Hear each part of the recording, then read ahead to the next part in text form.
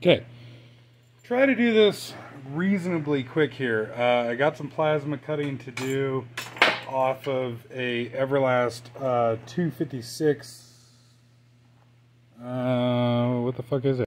256 SI. This here is the plasma torch that it came with, although unfortunately the consumables fit loose in here, and so I've swapped it out for this s45 plasma torch that came off another Everlast plasma that I have. And thankfully enough, the plasma torches on my two machines come with this adapter and wires, not the quick connect that a dedicated plasma has. And the two machines that I have are different DIN sizes, but you can just unthread this little adapter here and swap it between the torches to put the different torches on the different machines. The problem that I'm having with this ITP60 torch that the 256 came with is that these here are all the consumables that it came with, and I have the electrode and the swirl ring in there, but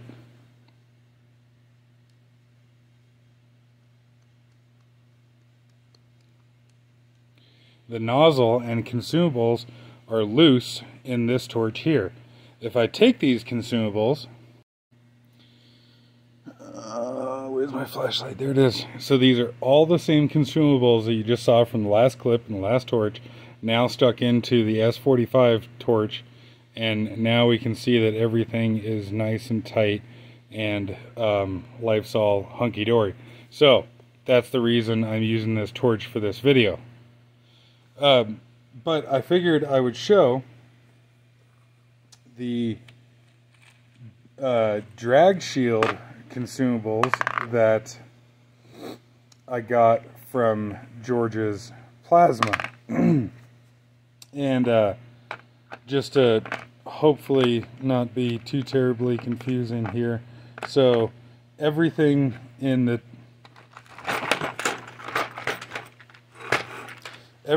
top row is for technically the s45 torch, the purple one. The other three are all ITP60. This is all the stuff that came with the Everlast, and then these two here are from George's Plasma.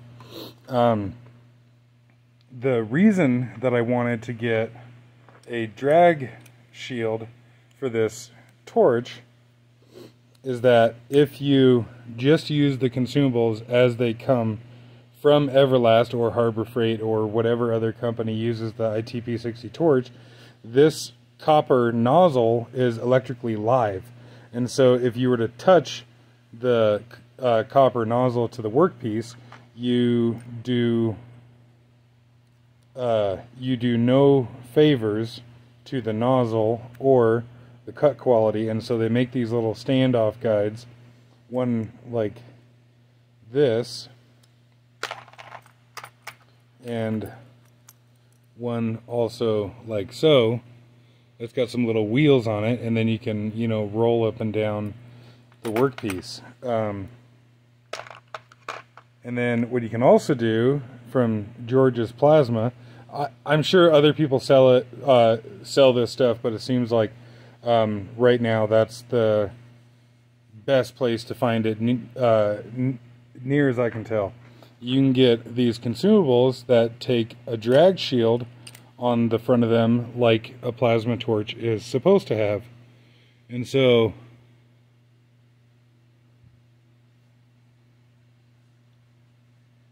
that's what it looks like. And what this means, because this piece of copper here just threads onto this plastic phenolic resin, I don't know, something or other, this copper is insulated from the torch, and so you can drag this piece of copper across your work surface and use it as like a standoff guide. And it's just simply nicer and more convenient to use. Now I'm going to try and not get mixed up here. So this is the electrode that came with the welder, and then this one here is the one from George's Plasma that is intended for the drag shield. Near as I can tell, the electrodes are identical, but I still want to keep them separate just for shits and giggles. And the difference in the nozzle here, and these are both 60 amp I should say too, which that one actually says it. This other one says 1.1 on it here. And it just says 60 amp. Anyways, the difference between these two, if I try and line them up like so, is that the one that's intended for a drag shield, it just simply has a different machined cut on the end of it so that it fits into the end of the drag shield there. And so this stuff here is drag shield cutting, and then they also sell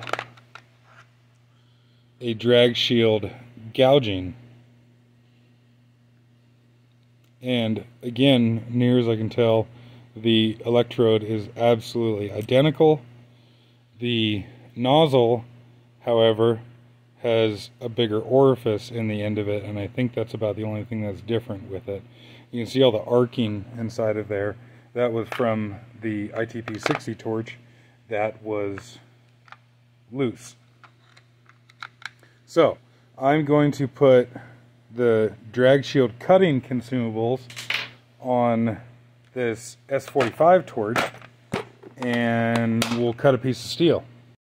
And that's what it looks like on the S45 torch, but like I was saying, the consumables are technically for a ITP60, although near as I can tell, the end of the torch is the same. Yeah, running off Everlast 256 SI, 75 PSI air, and 60 amps. Got a piece of 3/4 inch steel that I want to cut some D-ring mounts out of.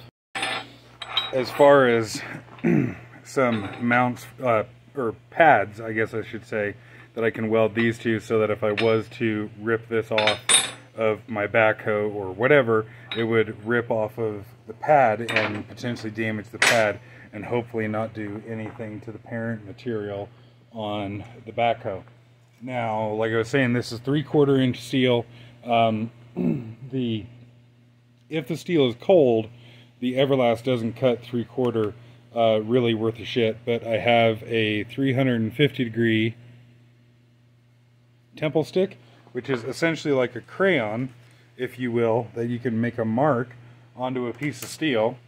And then if you take a torch and heat up the steel, when the steel or whatever material reaches the set temperature of the temple stick, and they sell the temple sticks in like, I mean, I don't know, it's probably 200 different temperatures. There's a very, very wide range that you can buy those temple sticks. You heat up the steel, and then that mark will melt, indicating that the material is at the prescribed temperature. Normally I would torch cut this because the torch does, the Quickie anyways, does a better job than the plasma cutter, but I figured this was a good good excuse to illustrate the drag shield shit for the torch. And the reason for preheating is, like I said, it's only a 60 amp plasma cutter, which 3/4 is pushing the limit. If you preheat the steel, you give the plasma cutter a better chance of making a clean cut. Okay, so hopefully you can see the center marks there have melted, and then now if I kind of focus the heat on these marks, you know what? I lied, those marks are a higher temperature temple stick. I was originally going to use a different higher temperature, and then I kind of changed my mind, but actually you can see these marks here were 400, those marks there were 350, and if we now take our temple stick, we can see that it is making like if I come over here, that would be a dry mark from the stick. And then over here, that would be a wet mark from the stick, indicating we are at the temperature indicated. I like these a lot better than the infrared guns. I trust them a whole lot more. There's no batteries, there's no computers, there's no whatever. But of course they are a consumable thing. You do eventually go through them. Like, you know, every time you make a mark, you deplete it a little bit, just like a crayon. And so I got a little magnetic tray as a guide, because it's right about the size and the dimension that I want.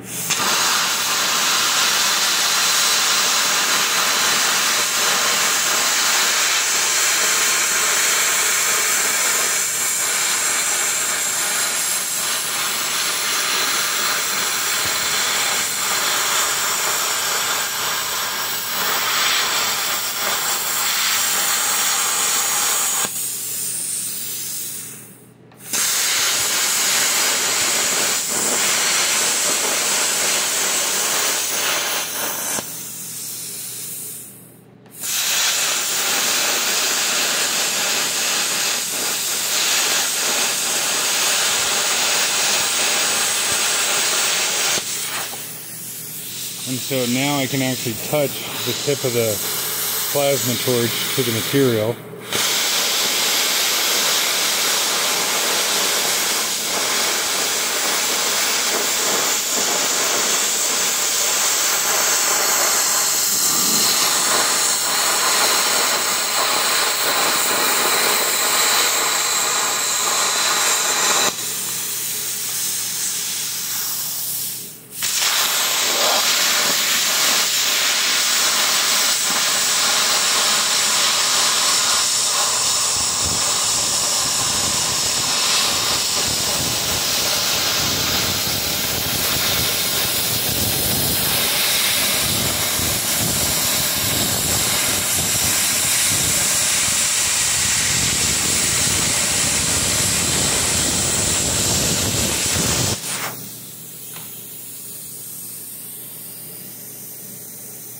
And it just makes it a little easier to trace shit out like that.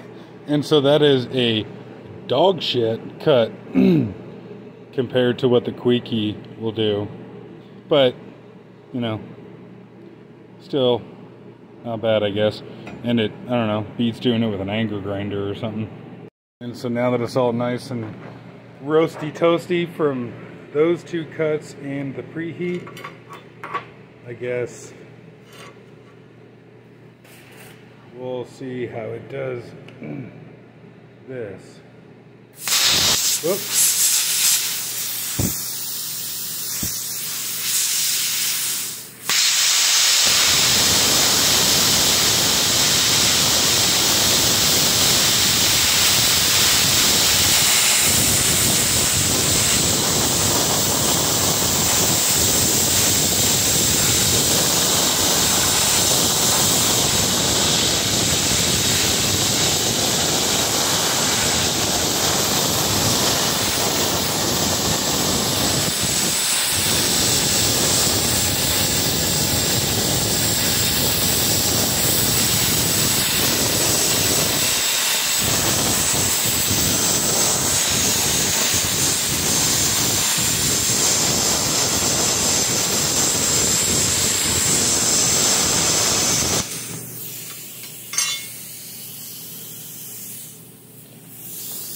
So yeah, not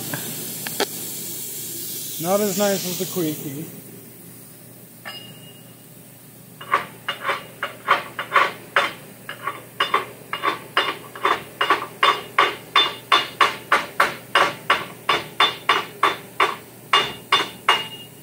But at the same time, for a 60 amp plasma, I guess that's not too bad. The other thing that I want to do is I've got this PACCAR, like Peterbilt and Kenworth style tow hook that I want to cut off of this 2-inch tube here. I was going to cut it with the torch, but I figured this would be a good excuse to make a video with this consumables.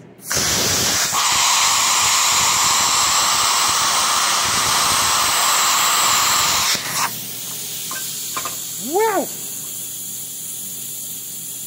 Ah, it's hot.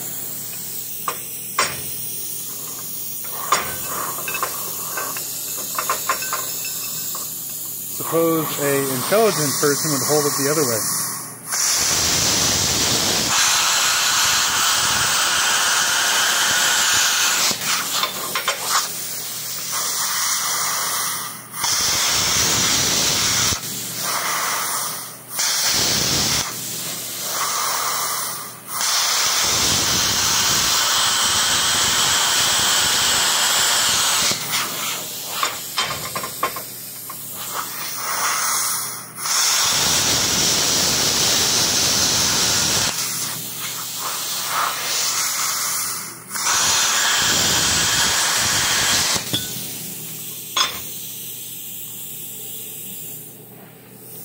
I was not getting a good ground there.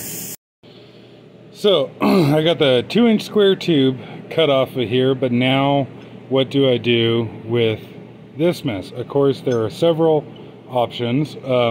Grind it down, use the torch, use the plasma with the normal cutting consumables on it. I'm sure that would work just fine, but I want to try these gouging consumables here. Now, George's Plasma says that you should turn the air pressure down to 60 psi, so I did. And I've turned the amperage down to 50 amps because I don't need very much power to do this, and also I want to be more gentle on these consumables. Because they are ridiculously expensive for what they are. I guess I'll show you right quick here. So normal ITP 60 consumables, the standard flat nozzles, not the drag shield nozzles, are what is this, 45 piece, roughly $1 each for each one of those. And then this here is the price of stuff from George's Plasma. So that's just 3 electrodes and 3 nozzles for what, 50 bucks. That's for the gouging setup there. That's with the drag shield and what have you. So, like, you know, holy crap, these things are fucking expensive. Which is really fucking frustrating because, like, that's the price of like hypertherm consumables, which all that stuff's made in the US.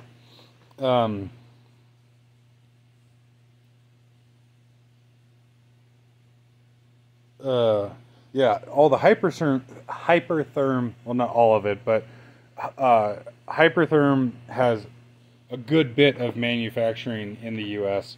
And to my knowledge, all their consumables are made in the US. George's Plasma talks about these consumables here being made in Italy. And on one hand, it's like, you know, ooh, Italy, you know, that's probably better than China. But my understanding is that China has a big industrial presence in Italy, and a lot of stuff that is manufactured in Italy is manufactured in Italy by Chinese workers and Chinese companies. That having been said, the quality does definitely seem to be a little bit better.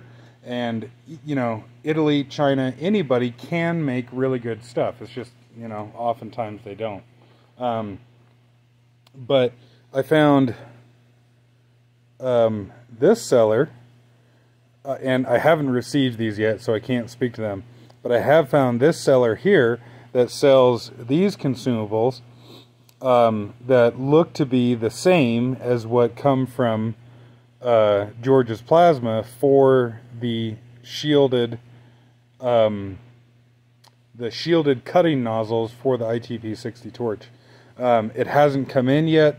When it does, I suppose I'll make a video about that. But if you are looking for this stuff, you can, I think George's Plasma has a website. Of course, you can call him. He's also got an eBay store. But yeah, anyways, we'll get to ripping this stuff off here and see how that goes. So my welder here does not have a specific gouge function on it. Some of the other Everlast welders do actually have a specific gouge function. I would imagine that would mean that it would do better than this. This seems to cut out a little bit, but it still seems to work as intended.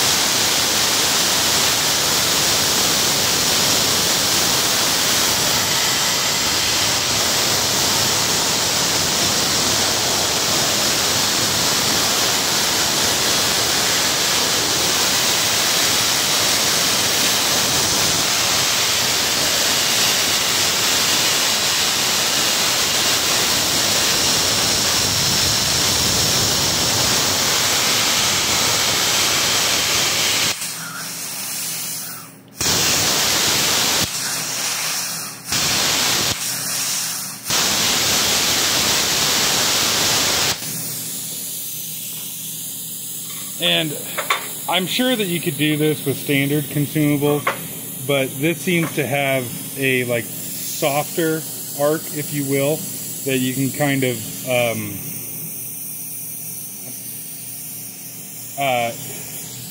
what the fuck is the, I don't know, I can't think of the word for it.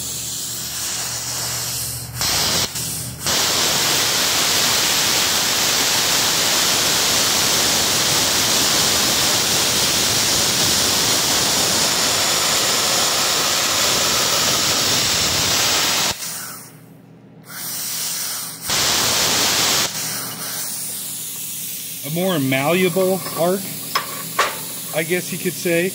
The cutting consumables have a very sharp, piercing arc. This is much softer and malleable and flexible arc, I guess you would say.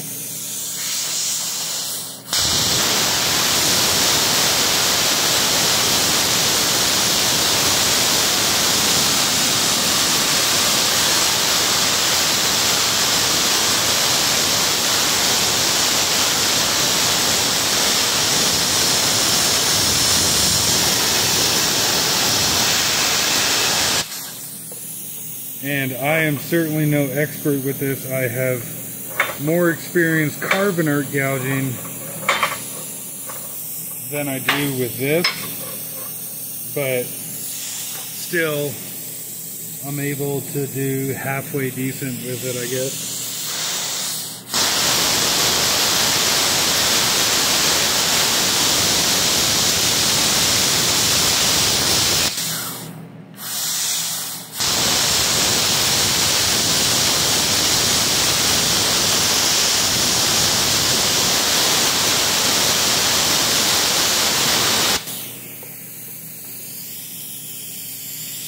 And carbon arc, in my experience anyways, really only works on mild steel. I'd be curious to see how this does on like aluminum.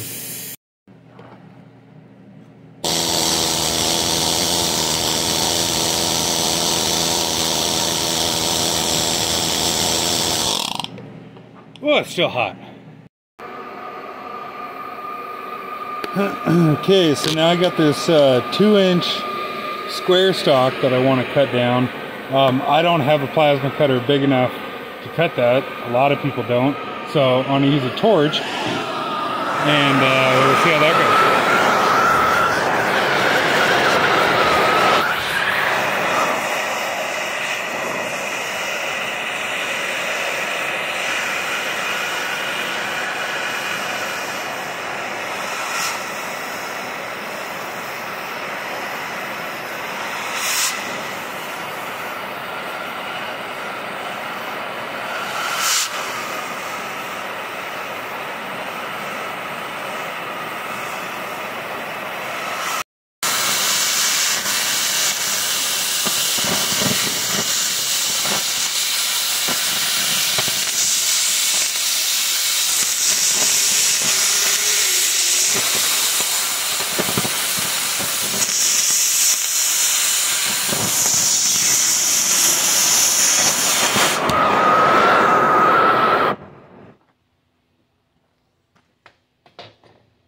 So, I am nowhere near the world's most skilled operator with a torch, as you can see. That actually really sucks. I'm not very happy with that. I think I needed more oxygen pressure on that one. But shitty torch cut aside, what I want to do is I want to put this tow hook assembly onto this 2-inch square stock there. And you can kind of see there, like this here is essentially all slag, but you can see right there that I was able to gouge the weld off without touching the base material. And I'll try and get that slag off here right quick. So yeah, like so, that's just slag, and I really haven't dug into the parent material here. So there's the eye assembly, or whatever you want to call that, essentially ready to go. And I don't, strictly speaking, need to, but I want to put a bevel onto this. And of course, there are lots of ways that I can do that, but I figured I'd try it with the gouging consumables on the plasma and see how that goes. And just to kind of show the air setup here, I got Ingersoll Rand refrigerated air dryer. I ended up mounting this filter setup deal to the backside of the Hobart. I got riv nuts on the back of here, and so it's like a particle filter and regulator, oil coalescing filter, and desiccant dryer. And then, just because it makes me feel better and extra measure, I got one of those motor guards on the back of the, or on the hose for the Everlast. Yeah, Everlast 256 SI. And because I have a fair bit of because I have a fair bit of restriction there, I am adjusting the pressure based on what the gauge on the front of the machine says. So with the air flowing, I'm at 60 psi according to that gauge.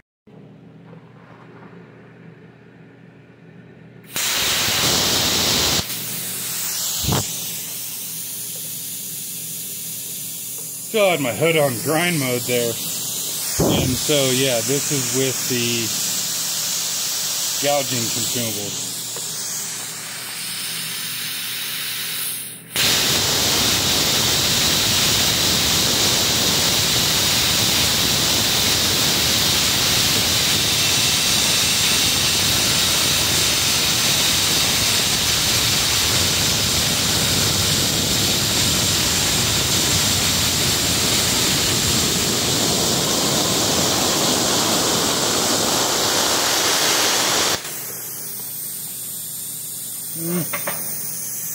Not doing a very good job of this.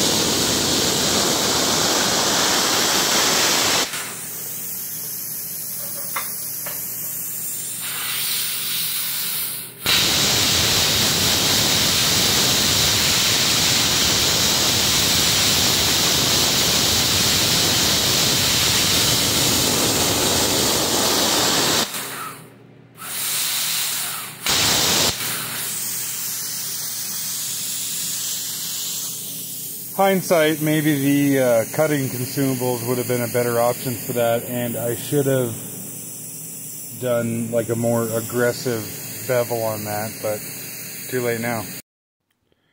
Not that I'm expecting it to be of any surprise to anybody, but obviously got kind of off track with that video there, but just wanted to show and demonstrate the drag shield consumables for the torch there. And I guess what I was going to say is, you know, I don't have a problem spending money on like quality American made stuff, but you know, this stuff here is, near as I can tell, essentially just rebranded Chinese stuff, which, you know, yeah, it seems to be pretty good quality, but like, look at the fucking cost of this, you know, what, approaching $90 for a drag shield and, you know, 5 sets of consumables. Like, holy crap. Like, that's just kind of frustrating when you can get all this stuff here for, you know, a crap load less. Now, I'm very happy that I got that stuff from George's Plasma, in the sense of very happy with the capability that it added to the plasma cutter. Having that drag shield is a lot nicer than dealing with a exposed live nozzle. But I'm just kind of hoping that, you know, there will be more competition in the US for shielded consumables for those things, because that will just, you know, drive down the cost. But if anybody else has any experience with these consumables, or has any thoughts, opinions, bitches, moans, gripes, complaints, let me know.